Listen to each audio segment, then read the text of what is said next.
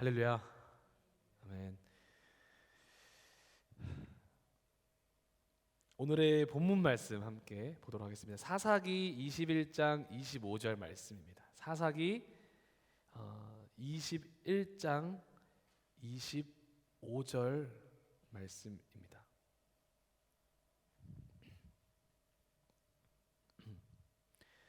함께 합독하도록 하시겠습니다. 사사기 21장 25절 시작. 그때에 이스라엘에 왕이 없으므로 사람이 각기 자기의 소견에 옳은 대로 행하였더라. 아멘. 그때 이스라엘에 왕이 없으므로 사람이 각기 자기의 소견에 옳은 대로 행하였더라.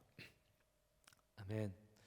저는 한 가지 이 설교를 준비하면서 제 안에 들어왔던 바람이, 기도 제목이 있었고 바람이 있었습니다. 그게 뭐냐면, 우리 안에 정말 이 하나님 말씀을 들을 때, 특별히 우리가 예배 가운데 이 말씀을 들을 때 진짜 그 영광의 왕 하나님께서 이곳에 계신다라는 마음을 품었으면 좋겠어요.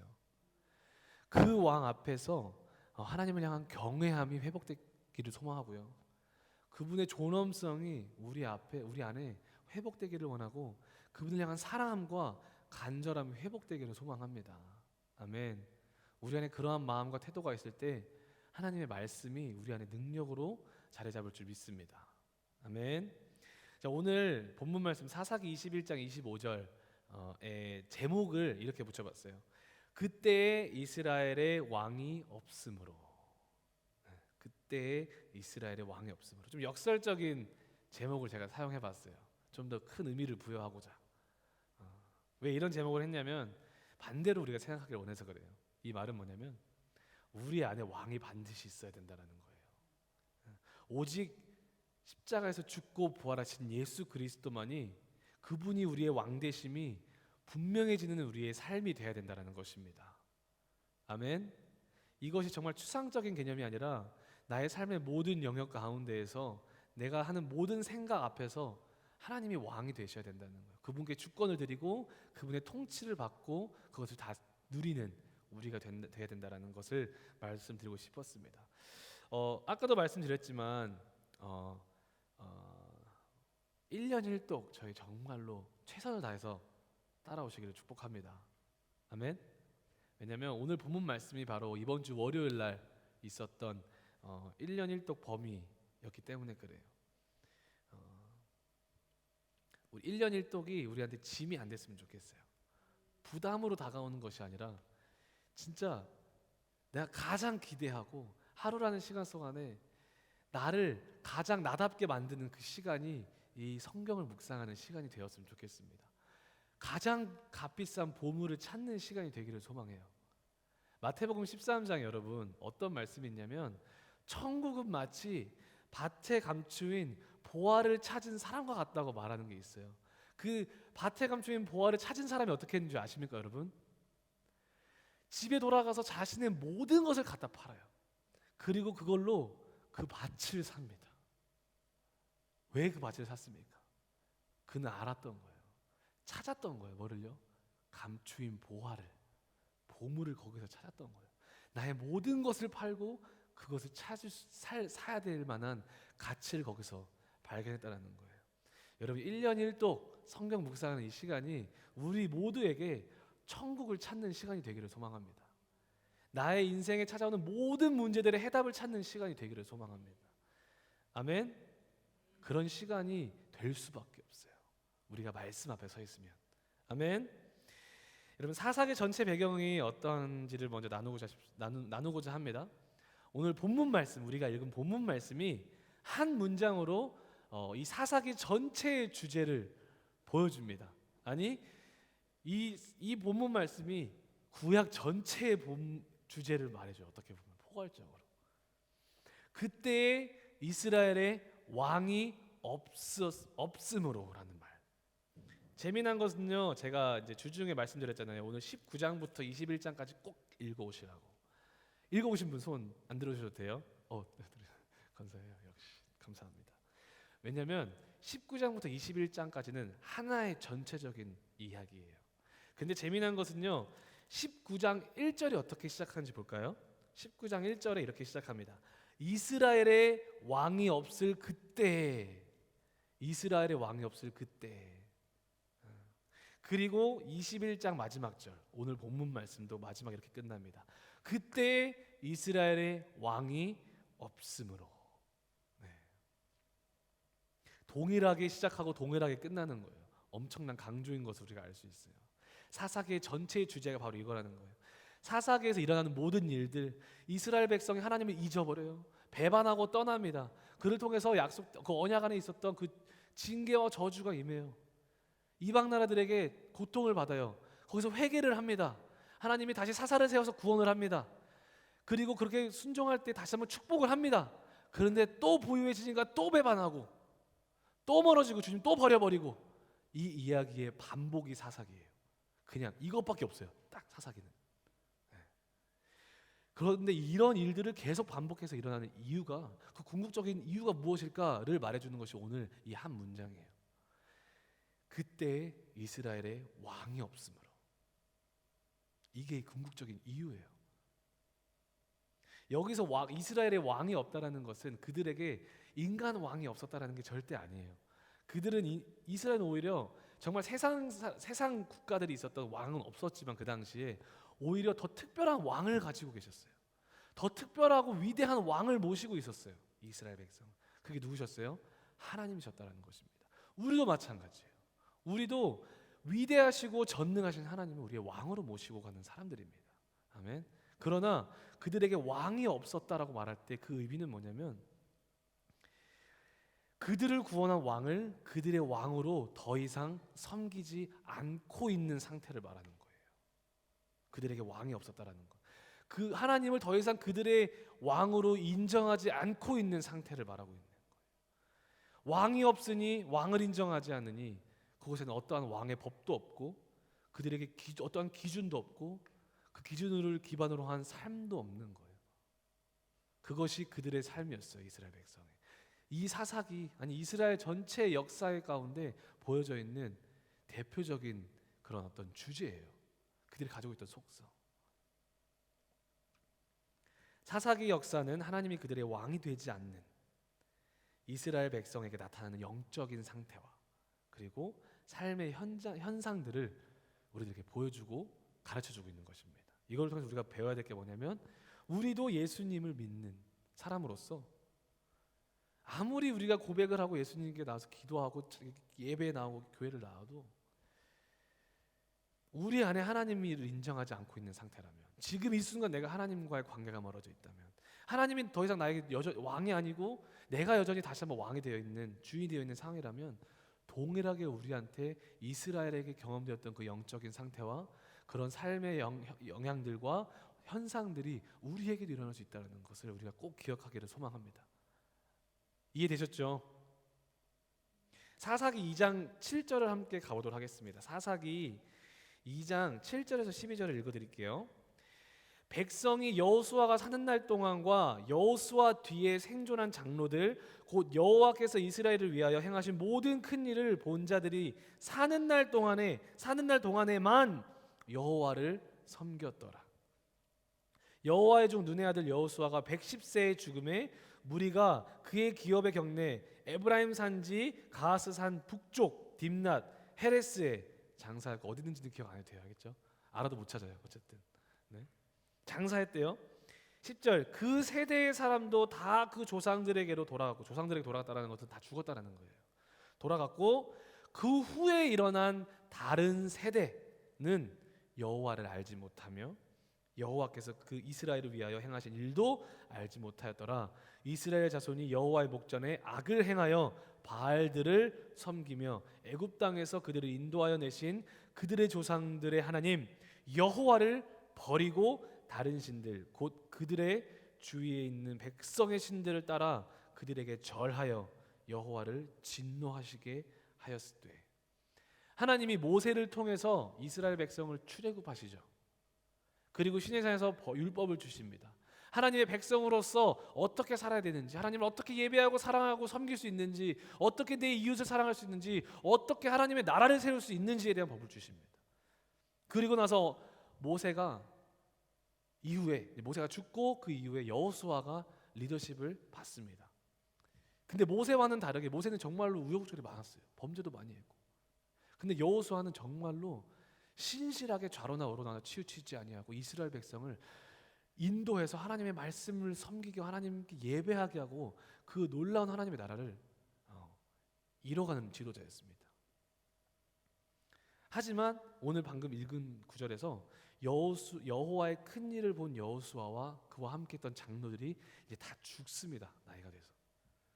그런데 이제는 그 여호와의 놀라운 일을 보고 알았던 그 알던 세대가 죽고 10절에서는 어떤 세대가 일어나냐고 하냐면 다른 세대가 일어난다고 말을 합니다. 다른 세대는 어떤 세대예요? 아는 세대가 아니라 다른 세대가 일어나는데 하나님이 이스라엘을 위해서 그들을 위해서 행하신 일을 알지 못하는 세대. 그 결과로 악을 행하기 시작하는 세대. 그 결과로 여호와를 버리기 시작하는 세대. 버릴 뿐만 아니고 다른 우상들을 섬기는 세대가 일어난다는 것입니다. 여러분, 여러분들과 저는 아는 세대입니까? 아니면 다른 세대입니까? 제가 이거를 묵상하면서 다음 세대가 중요한 게 아니구나. 아는 세대와 다른 세대만 하나님은 보고 계시는 거구나. 나는 지금 아는 세대가 돼야 되는가? 정말 하나님이 나를 위하여 하신 놀라운 일들을 알고 있는가? 내 삶에 그거를 누리고 있든가? 아니면 다 까먹고 있는가? 그런 다른 세대가 되어 있는가? 나는 내 자녀들을 아는 세대로 양육할 것인가? 아니면 다른 세대로 양육할 것인가? 그게 중요한 거더라고요.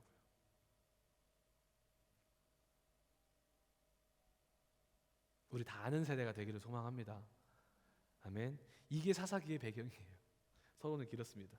본문으로 돌아오겠습니다. 19장 1절부터 함께 쭉 보도록 할 거예요. 오늘 다시 말씀드립니다. 본문의 19장 1절에는 시작하는 말이 이스라엘의 왕이 없을 그때, 구원받은 백성이고 선택받은 백성이지만 그 안에 하나님이 왕으로 자리 잡지 않는 거예요. 그 백성들에게 하나님이 말씀하시는 것입니다. 우리도 마찬가지라고 말씀드렸습니다. 아멘. 여러분, 하나님의 나라가 세워지기 위한 가장 첫 번째 요소, 하나님이 다시 나에게 왕이 되셔야 돼요. 그분의 주권이 회복돼야 돼요. 그래서 계속 지금 저도 이런 주제로만 계속 말을 하는 것 같아요. 듣다 보면 우리 안에도 소화가 될 줄 믿습니다. 아멘. 이후 모든 내용이요, 이제 우리가 오늘 설교 가운데 볼 내용이, 다음 주까지도 볼 내용이 내 삶에 하나님이 왕이 되지 않았을 때 나타나는 그런 현상들을 다 보여주는 내용들이에요. 그걸 함께 보도록 하겠습니다. 사사기 19장 1절에서 2절에는 어떤 내용이 있냐면, 이스라엘의 왕이 없을 그때 에브라임 산지 구석에 거류하는 어떤 레위 사람이 유다 베들레헴에서 첩을 맞이하였더니 그 첩이 행음하고 남편을 떠나 유다 베들레헴 그의 아버지의 집에 돌아가서 거기서 넉 달 동안을 지내매. 1절에서 2절에 보게 되면, 그거 혹시 띄워줄 수 있으신가? 있으시면 제가 소주제를 정해봤어요. 두 번째 거, 대상을 분명히 함. 1절과 2절에서는요, 이 말씀을 이 성경이 누구에게 말하고 있는지 그 대상을 딱 말해주는데요. 첫 번째 기억해야 되는 단어가 하나 나옵니다. 지파 이름이에요. 에브라임. 따라해보십시다. 에브라임 산지의 구석에 거류하는 어떤, 두 번째 따라해보십시다. 레위 사람. 에브라임에 사는 레위 사람이에요. 마지막으로 결혼을 했는데 그 결혼한 여자가 행음하고 그 남편 레위 사람을 떠나서 어디로 갑니까? 따라봅시다. 유다 베들레헴으로 갔습니다. 이 세 가지를 기억하셔야 돼요. 왜냐하면 에브라임은요, 지파 중에 하나예요. 근데 에브라임은 앞으로 이제 이스라엘 백성이, 이스라엘 나라가 분열됩니다. 그죠? 솔로몬 이후에 분열이 돼요. 다윗, 솔로몬, 그다음에 그 옆 뒤에 범죄로 말미암아 분열이 돼요. 북이스라엘과 남유다. 근데 에브라임은 어떤 지파냐면, 그 북이스라엘을 10지파가 북이스라엘에 있거든요. 그 지파 중에 대표가 되는 지파예요. 그래서 에브라임이라고 하면은 북이스라엘을 말하고 있는 거예요. 그리고 남유다에는 2지파가 있는데 그 2지파 중에 남유다를 대표하는 지파가 바로 유다 지파라는 거예요. 할렐루야. 그래서 여러분, 성경에 보게 되면 하나님이 선지자들 통해서 에브라임아, 유다야 라고 딱 부르는 장면이 나와요. 많이. 그걸 딱 접하면 어떻게 이해되냐면, 지금 하나님이 북이스라엘과 남유다, 모든 이스라엘을 부르고 있는 거구나 라고 이해를 해야 되는 거예요. 그러니까 이거는 뭐냐면, 이 대상을 분명히 한다고 하잖아요. 지금 이거를 말하고 있는 대상은 누구냐면 어떤 한 사람, 한 지파, 어떤 한 그룹에게만 해당되는 게 아니고 너희 모두들에게 말하고 있다라고 말을 하고 있는 거예요. 지금 여러분 저에게도 말하고 있다라고 말을 하는 것입니다. 할렐루야. 근데 거기 레위 사람이 들어갔죠. 그것도 의미가 있어요. 왜냐하면 레위 사람은 이제 그 당시에 종교 지도자입니다.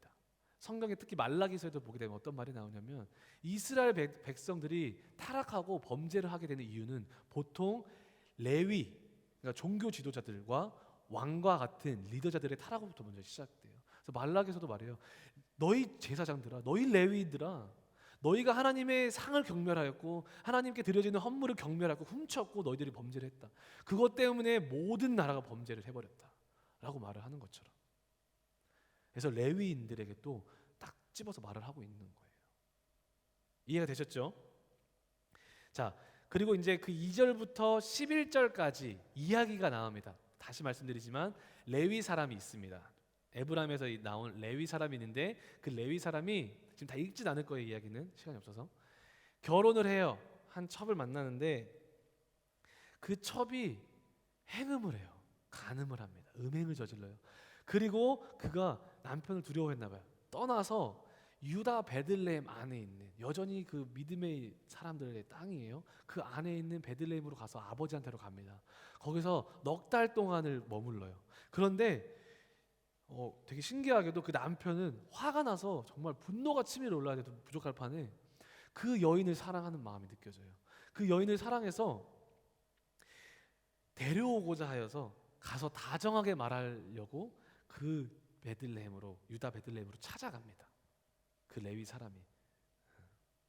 여기서 우리가 이 레위 사람과 그 첩의 행음 이야기 여기다 피트 해가지고 제가 하나님보다 더 사랑하는 게 있어 제가 해놨잖아요. 이 이야기를 통해서 우리가 무엇을 알아야 되냐면 어떤 메시지를 받을 수 있냐면 믿음의 백성의 땅, 선택받은 백성의 땅 안에서 여전히 행해지고 있는 음행을 우리는 발견할 수 있어야 되는 거예요. 믿음의 땅 그 무리들 안에서 여러분 우리가 레위기서 다 보게 되면은 범죄를 하잖아요. 더러워지잖아요. 거룩해지지 못하면 다 쫓아내라고 나와요. 그죠? 그런데 그 땅 안에서 음행이 지금 저질러지고 있는 거예요. 근데 이게 어떤 현상이에요? 아까도 말씀드렸죠. 내 안에 하나님이 왕으로 계시지 않았을 때 내가 택함 받은 백성이라도 내 안에 여전히 일어나는 것은 음행이에요. 가장 첫 번째 나타나는 거. 이 음행은요. 그냥 물론 성적인 음행도 포함되지만 성경에서 말하는 음행은요. 전반적으로 봤을 때 어떤 거냐면 그냥 성적인 음행만 포함하는 것이 아니라 바로 하나님보다 더 사랑하는 것이 있다는 것. 하나님께 마음을 드리지 못하고 내가 하나님보다 더 사랑하는 무엇인가가 있다면 하나님 그거를 음행이라고 말하고 그거를 전문 용어로 우상 숭배라고 말합니다. 성경이 말하고 있는 것은 우리 안에 하나님이 왕으로 계시지 않을 때 나의 삶 속에서 나의 삶의 모든 영역 속에서 내가 어디든지 간에 내가 무엇을 하든지 내가 어떤 어려움을 겪든지 간에 내 마음에 하나님 왕으로 안 계시잖아요. 우리 안에 가장 먼저 나타나는 거 하나님 외에 다른 것을 찾기 시작합니다. 이거는 빼박이에요. 전문 용어 빼박.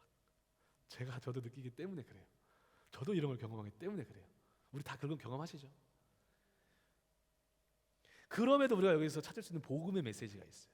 그럼에도 그 음행한 여인을 사랑하여서 데려오고자 하는 그 레위 사람을 통해서 우리는 예수 그리스도의 마음을 볼 수 있는 거예요. 여전히 좋게 다정하게 말해서 다시 데려오고 싶은 예수님의 마음. 지금 예수님이 우리가 그런 현상에 있을지라도 상황 가운데 있을지라도 하나님과 멀어지는 상황 가운데 있을지라도 여러분 예수님 지금도 여러분 부르고 계십니다. 여러분의 손을 잡기를 원하십니다. 그 품에 안기시기를 소망합니다. 아멘. 그리고 나서 장인과 만납니다. 장인이 완전 뿅 가요. 그 레위 사람에게 어떻게 이런 남자가 있을까? 너무 사랑해서 그 집에 일단 3일 정도 머물려고 했다가 하루만 더 머물다 가세요. 늦었으니까 하루만 더 머물다 가세요. 그래서 5일까지 있는데 6일 차에도 하루만 더 있다 가세요 했는데 이제 그 레위 사람이 떠나고자 떠납니다. 밤늦게. 이제 밤늦게 떠나면서 이제 12절부터 14절 이야기가 나오는데 읽어드릴게요. 이거는 중요한 이야기입니다. 주인이 그에게 이르되 우리가 돌이켜 이스라엘 자손에게 속하지 아니한 이방 사람의 성읍으로 들어갈 것이 아니니 기브아로 나아가리라 하고 또 그 종에게 이르되 우리가 기브아나 라마 중 한 곳에 가서 거기서 유숙하자 하고 모두가 앞으로 나아가더니 베냐민에 속한 기브아에 가까이 이르러 해가 진지라. 이제 가는데 찾을 곳이 없는 거예요. 머물 곳이 없는 거예요. 그래서 이방인의 땅에 들어가서 머물고자 하는데 그러지 말자. 우리는 유대인이다. 우리는 거룩한 유대인이다. 우리는 선택받은 사람들이다. 그곳에 갈 수 없다. 우리는 어디로 가야 돼? 우리 민족의 땅으로 가서 우리가 머물자 해가지고 가는 거예요. 근데 여기서 우리가 발견할 수 있는 건 뭐냐면, 보이지만 하나님 없이도 우리 안에 세워져 있는 형식적인 신앙의 모습을 발견할 줄 알아야 돼요. 철저히 종교적 형식만 남은 그런 상태예요. 이미 19장 1절에 말했죠. 어떤 상태라고요? 이스라엘의 왕이 없을 그때, 철저하게 왕이 배제된 상태에서 이들은 여전히 형식적인 그들의 거룩성, 그런 어떤 그걸 뭐라 그럴까요? 티켓? 거룩한 티켓? 배지? 그거를 유지하고 있는 거예요. 모습들을. 이방 사람의 성읍으로 들어갈 것이 아니니.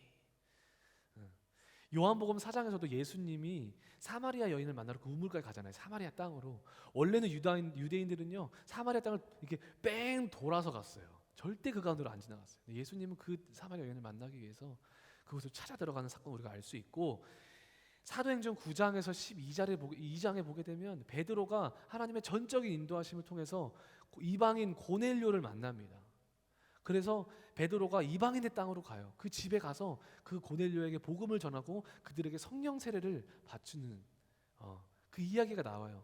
그런데 중요한 거는 처음으로 이제 이방인으로서는 처음으로 성령 세례를 받았고, 그런데 베드로가 다시 예루살렘에 왔을 때 12장에 그 예루살렘 그 회의에서 그거를 이렇게 설명했어야만 했어요.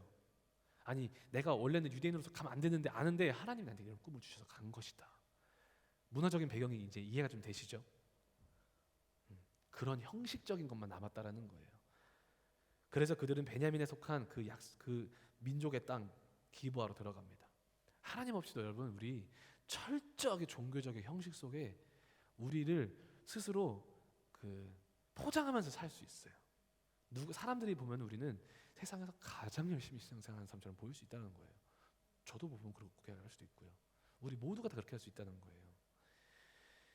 우리도 믿음의 사람으로서 내 안에 하나님 없이도 종교적인 행위만 가득하여서 교회에서 섬기는 그 모습이 어떤 것이든지 간에, 얼마나 많이 섬기든지 간에 내 안에 하나님이 진짜 아무도 보지 않는 그 일상생활 속에서 하나님이 내 안에 왕으로서 안 계시다면 그것은 아무리 능력 나타날 수 있어요. 여러분 우리 사역 통해서 능력이 나타나고 사람들이 막 칭찬하고 환호하고 와 박수 쳐도 우리는 알아요. 만약에 하나님 없이 하는 그런 모든 사역이라면 그거는 아무 영향가 없는 종교적인 행위일 뿐이에요. 근데 거기서 능력이 나타나는 이유는 단 한 가지예요. 그 옆에 있는 사람들을 하나님 구원하시길 원하는 거예요. 그걸 통해서도 내 스스로는 절대 구원 못 받아요. 네.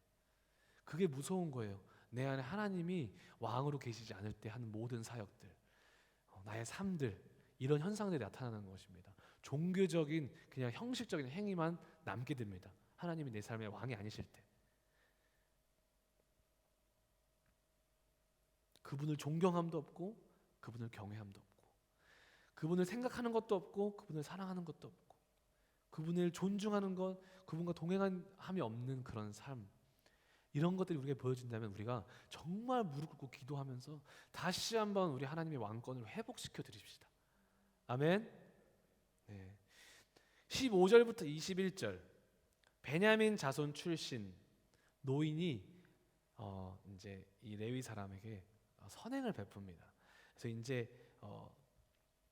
길을 가는 과정 속에서 거기서 이제 베냐민의 땅에 갔는데 머무를 데를 못 찾는 거예요. 근데 이 노인이 그들을 다 웰커밍하고 먹을 것과 그리고 또 묵을 곳, 그들의 소까지도 가축까지도 먹일 수 있는 모든 것을 제공합니다. 그런 선행을 베풀어요. 그런데 그 선행이 있음에도 불구하고 그 땅에는 하나님이 왕이 되시지 않았기 때문에 어떤 일이 발생하냐면 바로 그 다음 이야기가 발생합니다. 22절부터 26절 읽어드릴게요. 그들이 마음을 즐겁게 할 때 이제 그 할아버지 집에서, 노인 집에서 정말로 밥도 먹고 따뜻하게 하고 정말 은혜도 나누고 그렇게 하고 있어요. 그들이 마음을 즐겁게 할 때 그 성읍의 불량배들이 그 집을 애워싸고 문을 두들기며 집 주인 노인에게 말하여 이르되 내 집에 들어온 사람을 끌어내라, 우리가 그와 관계하리라 하니 집 주인 그 사람이 그들에게로 나가서 이르되 아니라 내 형제들아 청하노니 이 같은 악을 저지르지 말아라. 이 사람이 내 집에 들어왔으니 이런 망령된 일을 행하지 마라. 보라, 내가 내 처녀 딸과 이 사람의 첩이 있은즉 내가 그들을 끌어내리니 너희가 그들을 욕보이든지 너희 눈에 좋을 대로 행하되 오직 이 사람에게는 이 망령된 일을 행하지 말라 하나 무리가 듣지 아니하므로 그 사람이 자기 첩을 붙잡아 그들에게 밖으로 끌어내매 그들이 그 여자와 관계하였고 밤새도록 그 여자를 능욕하였다가 새벽 미명에 놓은지라. 동틀 때에 여인이 자기의 주인이 있는 그 사람의 집문에 이르러 엎드려져 밟기까지 거기 엎드려져 있더라. 끔찍한 일이죠. 다시 읽고 싶지 않은 이야기죠. 그 집에 들어온 사람들, 불량배들이 그 하나님의 선택받은 사람들의 땅 안에서 일어난 일이 여러분, 불량배들이 있었다는 거예요. 찾아옵니다. 내놓으라. 악행하고 망령된 일을 행하려고 해요. 그 사람들을 우리가 관계하려고 한다. 여기서 관계라는 말은 여러분 성적인 단어예요. 그러니까 성행위를 말하고 있습니다. 그리고 결국에 그 레위 사람의 아내는요, 그 바깥으로 끌려나가 밤새도록 능욕을 당하고 죽임을 당합니다.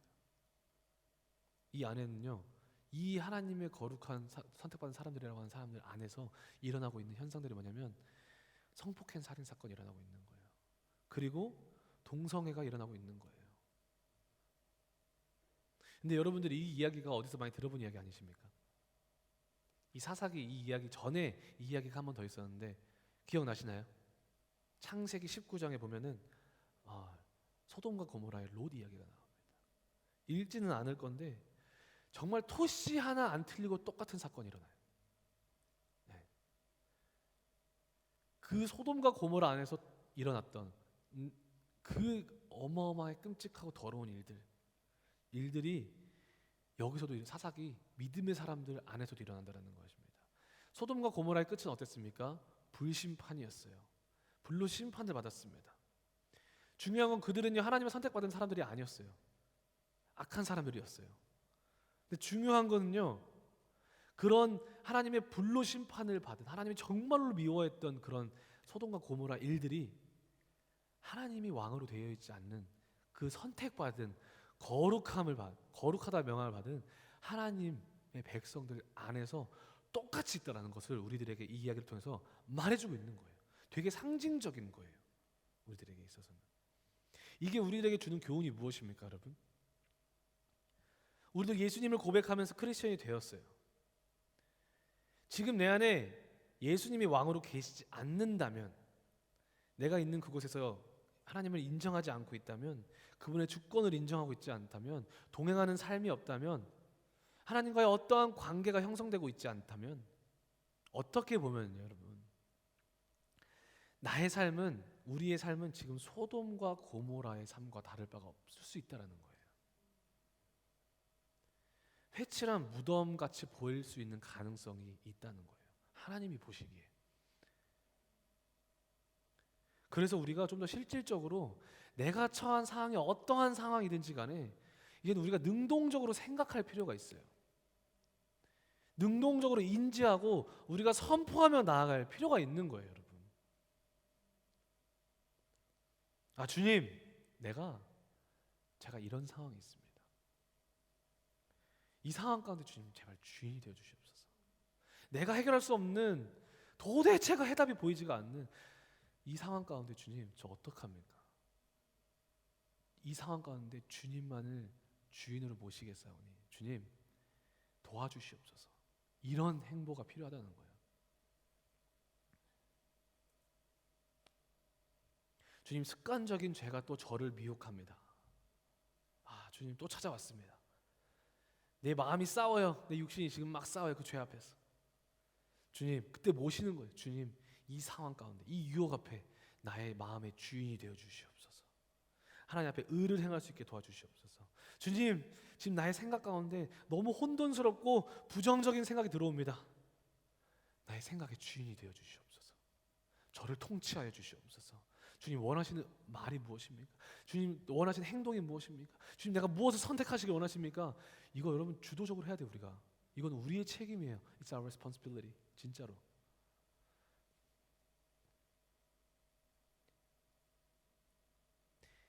27절 30절입니다. 마지막입니다. 읽어드리겠습니다. 그 주인이 일찍 일어나 집 문을 열고, 그러니까 레위 사람이죠? 아니죠. 그 집주인이죠. 열고 집 문을 열고 떠나고자 하더니 그 여인이 집 문에 엎드려져 있고 그의 두 손이 문지방에 있는 것을 보고 그에게 이르되 일어나라 우리가 떠나가자 하나 아무 대답이 없는지라.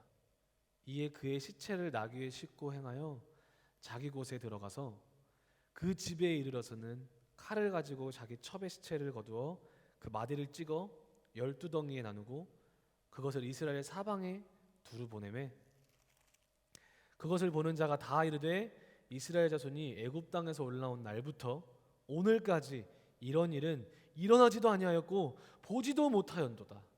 이 일을 생각하고 상의한 후에 말하자 하니라. 그 다음날 아침에 집 밖으로 나갑니다. 발견한 것은 죽은 그 여인의 시체가 있습니다. 그 남편은 그 여인을 12조각을 냅니다. 끔찍하죠. 죄송합니다. 그리고 12지파에게 다 보내요. 여러분들 여기서 우리가 절대 실수하지 말아야 되겠어요. 이거를 여러분 도덕적인 관점으로 지금 이 성경 구절을 바라보잖아요. 그러면 끔찍하고 잔인하고 어떻게 성경이 이렇게 할 수가 있어? 그런 시선으로 이 이야기를 바라보면 이 사건이 정말 우리에게 말하고자 하는 본질과 의도를 찾을 수가 없게 돼요. 이 사건은요 우리가 철저하게 상징적인 관점에서 바라봐야 되는 것입니다. 이게 무슨 말이냐면 30절에 이렇게 말을 합니다. 그것을 보는 자가 다 이르되 이스라엘 자손이 애굽 땅에서 올라온 날부터 오늘까지 이런 일을 일어나지도 아니하였고 보지도 못하였도다. 이 일을 생각하고 상의한 후에 말하자 하니라. 지금 이 이스라엘 백성에게 상징적으로 이거를 말하고자 하는 것이 있는 거예요. 지금 우리들에게도 말하고자 하시는 의미가 있는 거예요. 메시지가 있는 것입니다. 이 안에 절대 도덕적으로 이걸 해석하시면 안 돼요. 답 없어요. 저도 해답 못 드려요. 아무도. 애굽 땅에서 올라온 날부터라고 말을 하잖아요. 그죠? 이 시체를 받고 이 조각난 시체를 받고 이렇게 말하는 거. 그 본 사람들이 다 우리가 애굽 땅에서 올라온 날부터 이런 일을 한 번도 보지 못했다. 애굽 땅에서 올라온 날 그때가 언제예요? 그 자기들 그 속박에서 구원하신 그 능력의 하나님, 그 하나님을 통해서 구원받고 홍해를 건넌 그날을 상기하는 거예요. 지난 시간에 말씀드렸죠. 고린도전서 10장에서 보게 되면 우리의 조상들이 다 같이 모세와 함께 모세에게 속하여서 그 물 가운데로 지났다. 그 물 가운데로 지난 사건이 바로 세례를 받은 사건이다. 그러니까 예수 그리스도를 고백하고 그들의 죄를 자복하고 구원을 받은 사건이다라고 말을 했잖아요. 사도 바울이. 그들이 구원받은 사건이었어요. 애굽에서 올라온 날이라고 하면 그들이 정말 하나님의 능력으로 구원받은 날, 세상에서 구원받은 날. 우리도 예수 그리스도를 고백하고 이제는 그분을 영접하고 죄에서 구원받은 그 날을 설명하고 있는 거예요. 그런데 그 다음에 이러죠. 그때부터 오늘까지 이런 일들은 일어나지도 않았고 보지도 못했다라고 말을 하잖아요. 근데 이게 하나님으로부터 멀어진 그 삶에 나타날 수밖에 없는 그런 악함들인데 이런 일이 진짜 단 한 번도 없었다라는 말이 절대 아니에요. 그들에게 이러한 일들이 한 번도 보여지지 않았다라는 것이 절대 아니에요. 그런 의미가 아니라 어떤 의미냐면 이미 이러한 악들은 그 가운데 창궐한 상태였어요. 너무나도 많은 애들이 있었어요. 하지만 이제서야 그 시체를 보고 나서 이제서야 그들 안에 창궐하던 악이 인지가 되고 보여지기 시작했다는 의미예요. 이해되셨습니까? 죄악 가운데 우리도 살다가 이게 죄인지도 모르고 살 때가 있잖아요. 그런데 어느 순간 하나님의 은혜로 하나님 말씀을 보다가 기도를 하다가 하나님이 깨닫게, 아, 이거 하나님이 정말 싫어하는 죄악이구나. 그 상황이랑 똑같은 상황이라는 거예요. 그리고 뭐라고 해요? 우리가 이 일을 생각하고 상의한 후에 말하자 하니라. 생각하고 상의를 한다고 말합니다. 이 사건이, 이 12조각 난 이 시체의 사건이 그들에게는 증거와 표징이 되는 거예요. 그래서 하나님께로부터 멀어질 대로 멀어진 이스라엘 백성이 다시 한번 깨닫게 되는 계기가 될 수 있었던 것이고, 회개하고 돌이킬 수 있는 발판이 되었다는 것입니다. 그리고 그 시체들을 12지파에 보냈다고 말씀을 하잖아요. 그것은 무슨 의미를 하냐면 우리의 모든 인격과 삶을 통틀어서 회개가 일어나야 된다는 것을 말해주고 있는 거예요. 우리 삶의 어떠한 부분적인 것만 아니라, 순간적인 것이 아니라 모든 삶의 영역이 하나님께로 돌아가야 된다는 것을 지금 말해주고 있는 것입니다. 12지파에게 보냈다는 것. 모든 영역에 우리는 회개하고 돌아가야 된다는 거예요. 니느웨 성이 요나가 회개를 선포했을 때 마음 쓰지도 않았어요. 야, 니네 이렇게 하면 죽는데 하고 훅 갔어요. 그 요나는 니느웨 성을 싫어했으니까 멸망당했으면 좋겠는 거예요. 근데 그 왕이, 그 이방 나라가 어떻게 해요? 왕에서부터 그 모든 가축 다, 왕만 회개한 게 아니라 왕으로부터 모든 사람들, 가축까지 금식을 선포하고 회개하기 시작합니다. 이 모습을 원하는 거예요, 하나님이. 우리들에게 주는 교훈이 무엇일까요? 우리도 어느 순간 그 뜨거웠던 하나님을 향한 사랑과 섬김의 자리에서 어느 순간 너무 멀어져 있을 때, 언제 그랬냐는 듯이 하나님과 멀어지는 그 순간이 있을 수 있어요. 있을 수 있습니다. 하루를 사는데 입으로는 나 그리스도인이야 하면서 24시간이라는 시간 속에 정말 예수님과 뜨겁게 친밀하게 교제하는 그 시간은 10초도 안 되는 그런 삶을 우리는 살 수 있어요. 그 안에, 우리 안에 어떠한 선함이 있을 수 있겠습니까? 오히려 악한 생각, 악한 마음, 이기적이고 교만한 마음, 나만 생각하는 마음, 포장하는 그런 모습들, 거짓들과 그런 것들이 내 안에 자리 잡기 시작하는 거예요. 말씀과 전혀 상관없는 삶을 살기 시작하고, 세상의 아름다움을 사랑하는 삶을 살기 시작하고, 하나님의 기준이 없다 보니 철저하게 하나님의 기준과 반대되는 삶을 살기 시작한다는 것입니다. 그러나 그런 현상, 여러분들 우리 삶에 보여졌을 때 그건 축복이에요. 축복이에요, 축복. 왜냐하면 그것이, 우리가 그걸 발견하는 것 자체가 우리에게는 기회가 되고, 우리에게는 증거와 표징으로 삼을 수 있는, 발판을 다시 한번 회복의 발판으로 삼을 수 있는 놀라운 축복의 통로가 되기 때문입니다.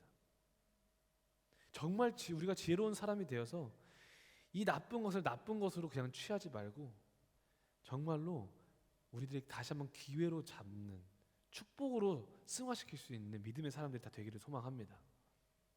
지금 내 개인적인 삶 안에, 우리 가정 안에, 부부 관계 안에, 자녀 관계 안에, 부모 관계 안에 이런 현상이 보여졌다면 여러분, 우리가 어떻게 되겠습니까? 이제는 생각하기 시작해야 돼요. 생각하기. 할렐루야. 옆에 계신 분들에게 고백합시다. 째려보시면서 하시면 안 되고 생각합시다. 네. 아멘. 생각 좀 하고 살아, 이게 아니라 우리 믿음의 거룩한 생각을 합시다. 그리고 또 옆에 계신 분들에게 인사합시다. 의논합시다. 네, 의논하시기를 소망합니다. 어떻게 하면 내 우리가 다시 한번 하나님께 돌아갈 수 있을까? 하나님과 의논하기 시작하는 거예요. 기도로. 내 아내와 의논하기 시작하는 거예요. 여보, 내가 이랬어. 우리 어떻게 하면 좋을까? 어떻게 하면 우리가 회복할 수 있을까? 주님, 나 어떻게 하면 할 수 있을까요? 주님과 의논하고 싶어요. 기도에 무릎 꿇는 거예요. 그러면 주님 반드시 알려주십니다. 사람을 통해서, 예배를 통해서, 찬양을 통해서, 말씀을 통해서 알려주십니다. 아멘. 그래서 다음 주에는 여러분 저희가 어떤 걸 나눌 거냐면, 생각하고 의논했다면 이제는 우리가 어떻게 하면은 우리 안에 보여지는 이 악을 대적할 수 있으며 이겨낼 수 있으며 어떻게 이길 수 있는지를 우리가 함께 나누면서 나갈 거예요. 그리고 그 영적 전쟁 앞에서 계속해서 경험하는 승리 앞에서 우리가 또한 조심해야 될 것이 무엇인지를 함께 나누면서 나갈 것입니다. 여러분, 오늘 우리 모두에게 이 본문 말씀, 이 첫 번째 시간으로 나눈 이 본문 말씀의 내용이 생명이 되기를 소망합니다. 이번 한 주 다시 한번 우리 스스로에게, 여러분들 스스로에게 제발, 저도 그렇고 우리 모두가 다 도전하는 시간이 되기를 소망합니다. 나의 삶의 지금 왕은 누구지? 나의 삶의 주인은 지금 누가 계시지? 예수님인가? 아니면 나인가? 내 안에 하나님보다 더 사랑하고 의지하는 것들은 무엇인가? 내가 하나님보다 더 만족함을 찾고자 하는 그 대상이 무엇인가?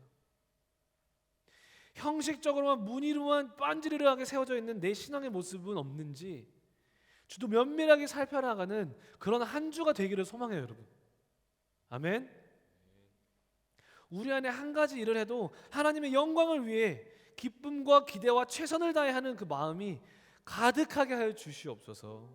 우리 안에 애써 무시하고자 했던 하나님이 없는 상태에서 이루어지는 모든 죄악의 모습들, 소돔과 고모라와 같은 그런 모습들이 이번 한 주간 완벽하게 드러나고 보여지는 역사가 일어나기를 소망합니다. 이것이 나의 삶의 표징이 되고 증거가 되어서 우리로 생각하게 하고, 또 주님과 앞에 나와 기도함으로 또 나의 사랑하는 아내와 남편과 형제 자매와 상의하면서 다시 한번 나 어떻게 하나님께 돌아갈 수 있을까 의논하는 믿음의 사람이 되게 하여 주시옵소서. 내가 주님과 나 사이에 은근히 의도적으로 세워놓았던 그 보이지 않는 그 선과 갭들을 발견하고 제거하게 하여 주시옵소서. 우리 시간 함께 찬양하면서